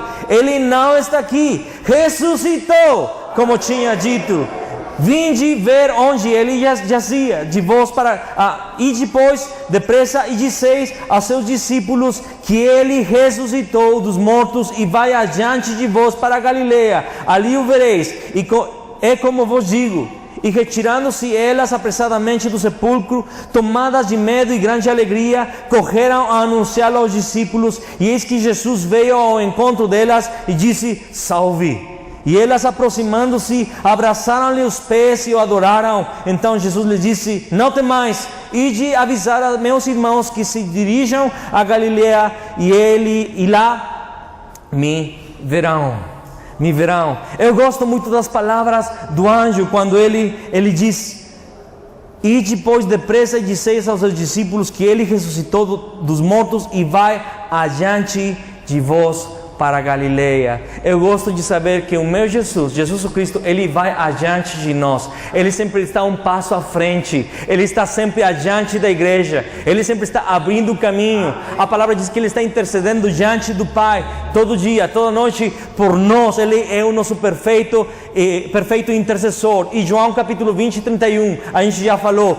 Estes, porém, estas coisas, todo este registro, tudo que está escrito no Antigo e no Novo Testamento foi registrado para um só propósito, com um só alvo, para que creais que Jesus é o Cristo, o Filho de Deus, e para que crendo, não para que uma vez que você creu, uma circunstância, um momento do passado, uma experiência passada, não, Ele está falando aqui na palavra, e para que crendo, é uma coisa, é um milagre diário, todos os dias eu creio, todos os dias é renovada a minha fé. Qual é a fé renovada? Que Jesus é o Cristo, não é um homem como Maomé, não é um homem como Buda, não é um teólogo, não é um bom homem, não é um homem poderoso, um rei somente. Ele é Rei dos Reis, Ele é Senhor dos Senhores, Ele é Jesus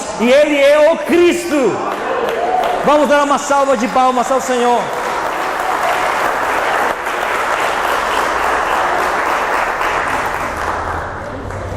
E o precioso é que não somente Ele veio morrer numa cruz e ressuscitou, Ele prometeu voltar. E a igreja está esperando a sua volta. E Ele não vem como cordeiro, vem rugindo como leão. Ele vai governar as nações. O Antigo Testamento está cheio das profecias, onde Ele vai pisar sobre o Monte das Oliveiras e vai reinar desde Jerusalém. Os seus inimigos serão esmagados pelos seus pés. E novamente veremos o reino de Cristo, 1000 anos de reino. Ele voltará, a igreja está esperando a sua vinda, mas parte desta espera tem a ver com a evangelização mundial.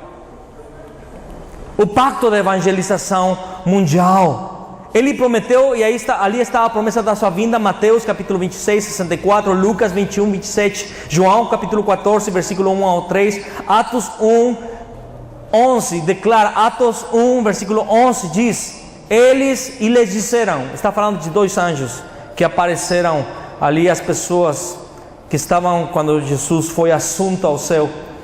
E lhes disseram: varões galileus, por que estáis olhando para as alturas? Este Jesus, que dentre vós foi assunto ao céu, virá do modo como o vistes subir. Eu não sei se você tem essa fé. Eu não sei se você tem essa fé, escuta o que estou falando, mas eu quero ver, eu quero ser uma pessoa que esteja na terra, é o meu desejo, ser uma pessoa que esteja na terra para receber ao Senhor Jesus Cristo nos ares. Maranata, ora vem Senhor Jesus, Maranata, quantos podem dizer comigo Maranata? Então, eu vou terminar agora com o ponto número 4, mas eu não vou explicar demais porque é a próxima ministração. Mas qual é o significado de Messias? Qual é o significado de Cristo? Sabe, aproveitando os últimos minutos que tenho aqui no relógio, tá? Os judeus que não acreditam em Jesus, eles sabem disto, e a igreja, nós temos visto que a igreja não sabe.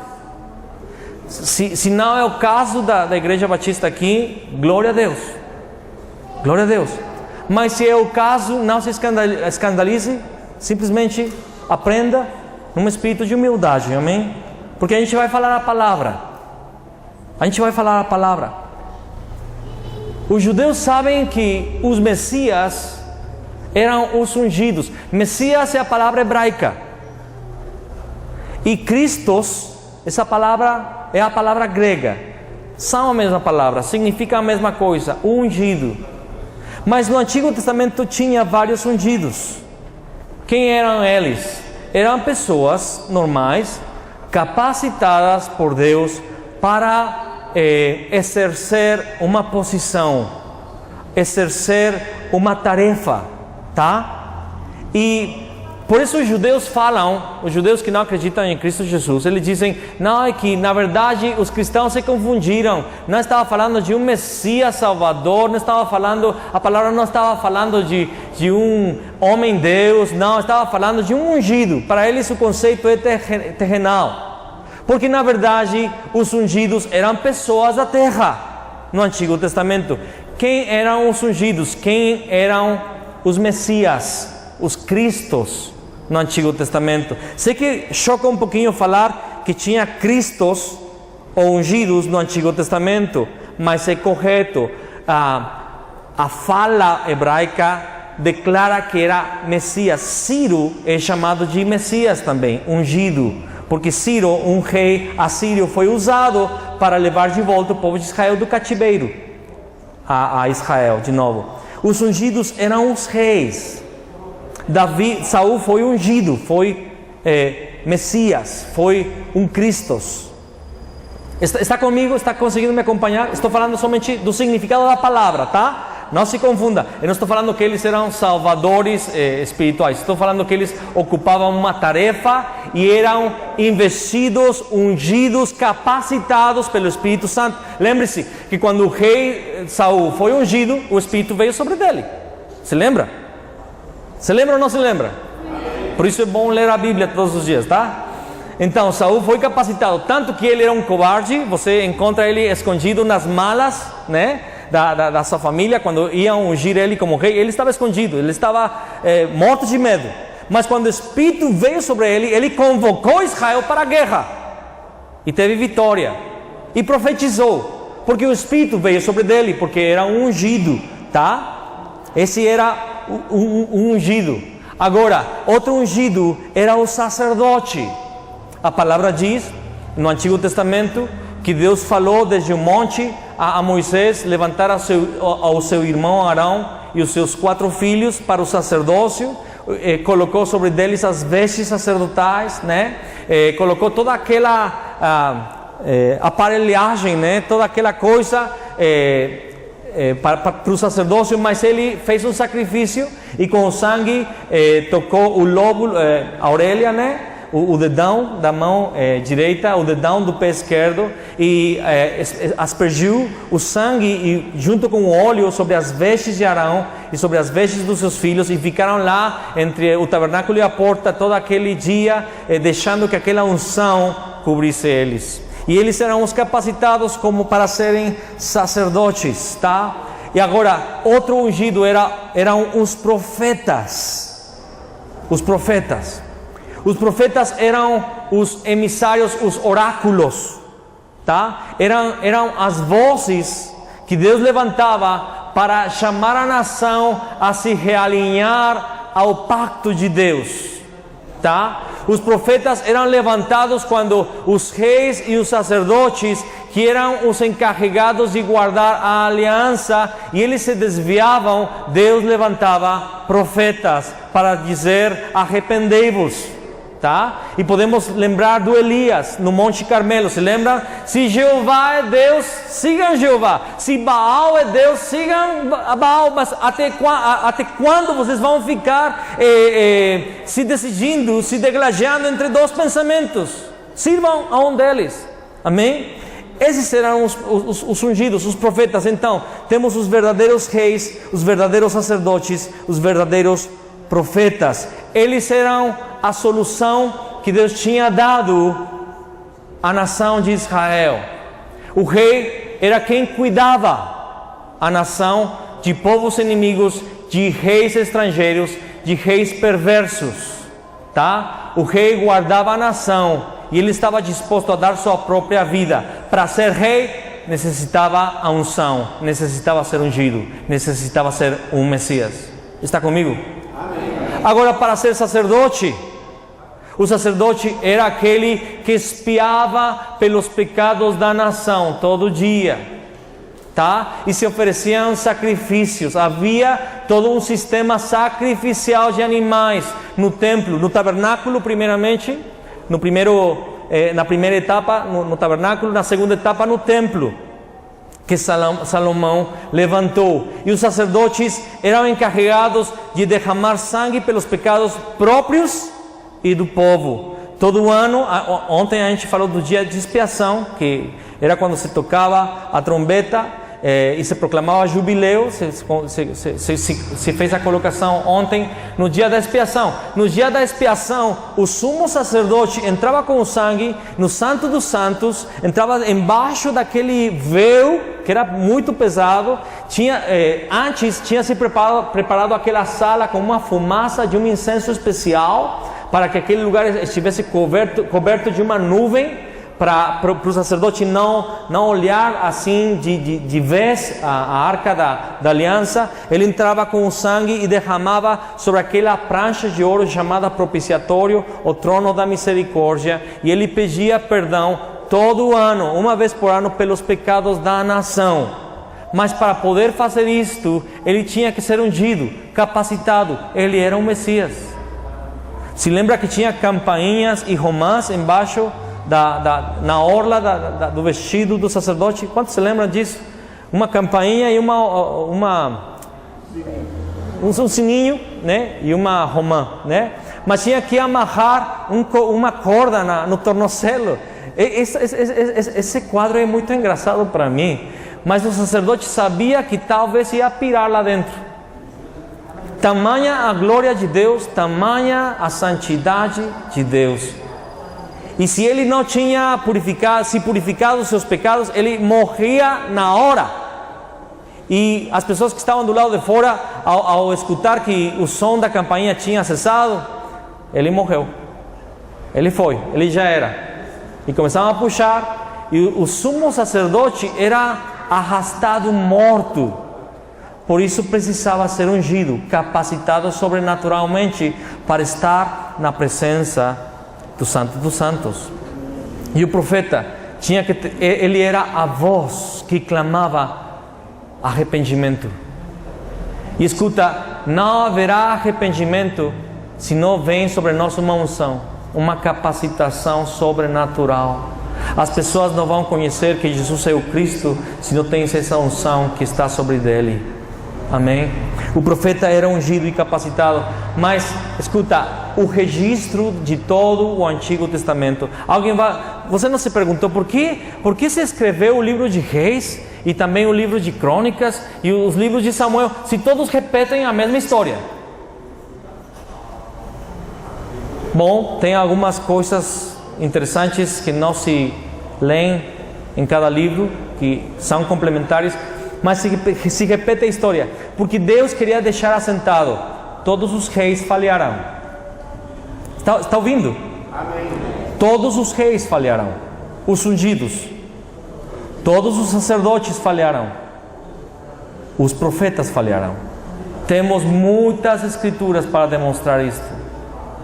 Mas na verdade Deus não estava preocupado com isto, porque na verdade os sacerdotes, os reis, sacerdotes e profetas eram a sombra daquilo que viria o Cristo, o ungido, o Filho de Deus, verdadeiro rei, profeta e sacerdote.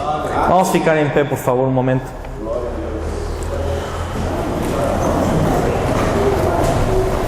Vamos continuar agora no ensino. Vai vir o meu irmão da Colômbia, Bermudes.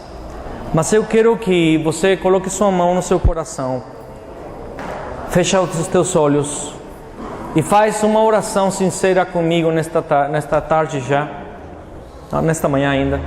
Fala para Jesus, revela, Pai, revela Jesus o Cristo ao meu coração. Que seja uma revelação, que eu possa entender quem é o Cristo. Senhor, eu não quero receber entendimento mental, eu não quero receber conhecimento intelectual, eu quero ter uma revelação do Teu Espírito. Me capacita, Senhor, para entender que o Cristo é o verdadeiro Rei, o verdadeiro sacerdote e o verdadeiro profeta. Em nome de Jesus. Amém. Amém. Damos uma salva de palmas para Jesus Cristo.